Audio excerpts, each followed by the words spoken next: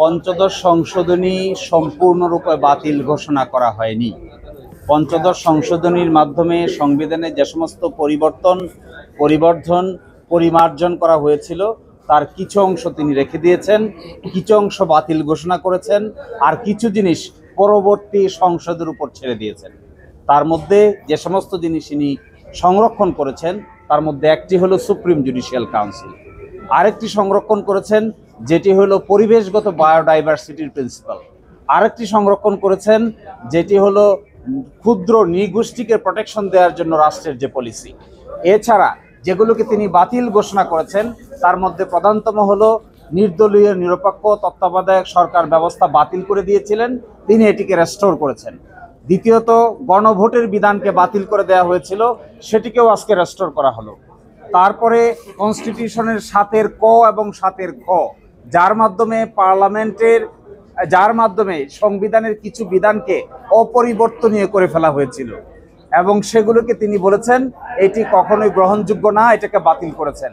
7B অংশ হিসেবে তিনি একটি বাতিল করেছেন, সেটি হলো তিনি বলছেন যে কনস্টিটিউশনে একটি বিধান যোগ করা হয়েছিল যেটা সাংবিধানিক রাষ্ট্রদ্রোহিতা নামে, সেই অংশগুলোকেও বাদ করে দিয়েছেন। আর একই সাথে তিনি বলেছেন যে সংবিধানের 44-এর 2 অনুচ্ছেদে হাইকোর্টের সমান্তরালভাবে নিম্ন আদালতে কিন্তু জুরিসডিকশন দিয়ে দেওয়া হয়েছিল। তিনি বলেছেন এইটাও সম্ভব নয়, কারণ এটা বেসিক স্ট্রাকচার ডক্ট্রিনের সঙ্গে সামঞ্জস্যপূর্ণ নয়, এই জন্য তিনি এটাকেও বাদ করে দিয়েছেন।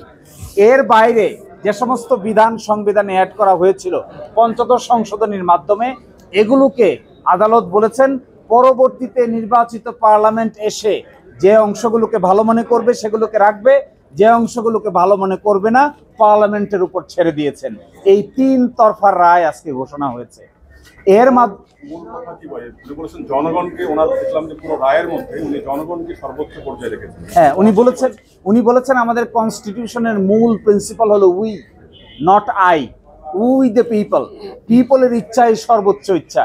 আর্টিকেল 7 বলা আছে যে জনগণই হলো উইল অফ দি এক্সপ্রেশন, যে জনগণের এক্সপ্রেশন যেটা হবে এটাই সর্বোচ্চ আইন। এবং তিনি বলছেন এই জন্য পার্লামেন্ট প্রয়োজন হয়। আমাদের কনস্টিটিউশনে আইয়ের কোনো বিধান নাই, বিধান হলো উই, আমরা জনগণ। বলেছেন যে পঞ্চদশ সংশোধনীর মাধ্যমে মৌলিক কাঠামোটাকে ধ্বংস করে দেওয়া হয়েছে। উনি বলছেন যে কনস্টিটিউশনে বেসিক স্ট্রাকচার ডক্ট্রিন নামে একটা ডক্ট্রিন আছে। বেসিক স্ট্রাকচার ডক্ট্রিন হলো এমন ডক্ট্রিন যেগুলোকে পার্লামেন্ট চাইলেও কিছু বিষয়কে সংশোধন করতে পারবে না, পরিবর্তন করতে পারবে না। তিনি বলেছেন পঞ্চদশ সংশোধনীর মাধ্যমে এমন কিছু পরিবর্তন আনা হয়েছে যেখানে সংবিধানের যে ফেব্রিক, এই ফেব্রিককে নষ্ট করে দেওয়া হয়েছে। যেমন বলা হয়েছে এখানে যে 7-এর কতে 7-এর খতে যে এগুলো কোথাও চ্যালেঞ্জ করা যাবে না। তিনি বলছেন যে যদি সুপ্রিমেসি অফ দ্য কনস্টিটিউশন, দেশের সার্বভৌমত্ব বিনষ্ট হয় তাহলে অবশ্যই এগুলোকে আদালতে প্রশ্ন উত্থাপন করা যাবে। এবং supreme court is the guardian of the constitution, supreme কোর্টের দায়িত্ব হলো সংবিধান ব্যাখ্যা দেওয়া। পার্লামেন্টও যদি বলে যে সুপ্রিম কোর্ট ব্যাখ্যা দিতে পারবে না তাহলে এটাও গ্রহণযোগ্য হবে না।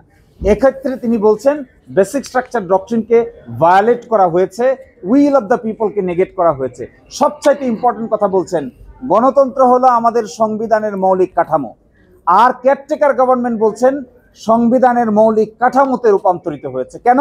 কারণ কেয়ারটেকার গভর্নমেন্ট ছাড়া ফ্রি, ফেয়ার, ইম্পার্শিয়াল ইলেকশন করা যায় না। আর যেহেতু ফ্রি, ফেয়ার, ইম্পার্শিয়াল ইলেকশন করা যায় না, ডেমোক্রেসি এনশিওর করা যায় না। এই জন্য তিনি বলছেন caretaker government system is a basic structure of the constitution. 44 অনুচ্ছেদের 2তে যেটা বলেছেন সেটাকে বাতিল করেছেন। 44-এর 1 কিন্তু বহাল আছে।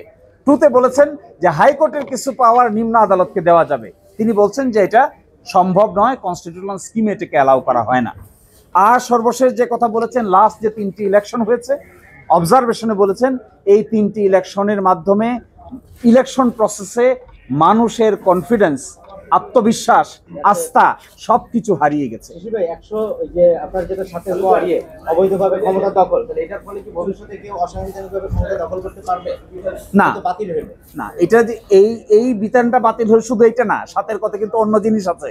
7-এর কথা বলা আছে এই অনুচ্ছেদ অমুক অমুক অনুচ্ছেদকে কোনোভাবেই সংশোধন করা যাবে না। তো অমুক অমুক অনুচ্ছেদে যদি সংশোধন করা না যায়, তাহলে গণভোট, পিপলের উইল, পিপল যদি মনে করে চেঞ্জ করবে, তাহলে কোথায় যাবে? এই জন্য এই ধরনের বিধান সংবিধানে রাখা যায় না, যেখানে বলা হয়ে থাকে যে পিপলের ক্ষমতা নাই চেঞ্জ করার। পিপলের যদি ক্ষমতা না থাকে চেঞ্জ করার, তাহলে democratic character of the state will be destroyed. আর রাষ্ট্রদ্রোহিতার ব্যাপারটা? এই রায়ের মাধ্যমে আদালতে যারা আর্গু করেছে কম বেশি সবাই খুশি, সাংবাদিকরাও খুশি।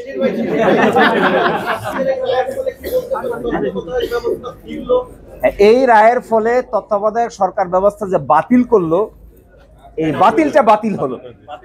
বাতিলটা বাতিল হলে পরে কোথায় আসলো? বাতিলটা বাতিল হলে পরে কনস্টিটিউশনের আগেরটা আসে, কিন্তু এখানে আরেকটু ছোট জিনিস রয়েছে। আপনারা জানেন 13 অ্যামেন্ডমেন্টের মামলাটা আপিলের ডিভিশনে রিভিউ আকারে পেন্ডিং আছে, ওটার সঙ্গে তার একটা যোগসূত্র আছে। এই জন্য হাইকোর্ট ডিভিশন সতর্কতার সহিত মন্তব্য করেছেন, কারণ একটি বিষয় সুপ্রিম কোর্টে বিচারাধীন আছে। Thank you.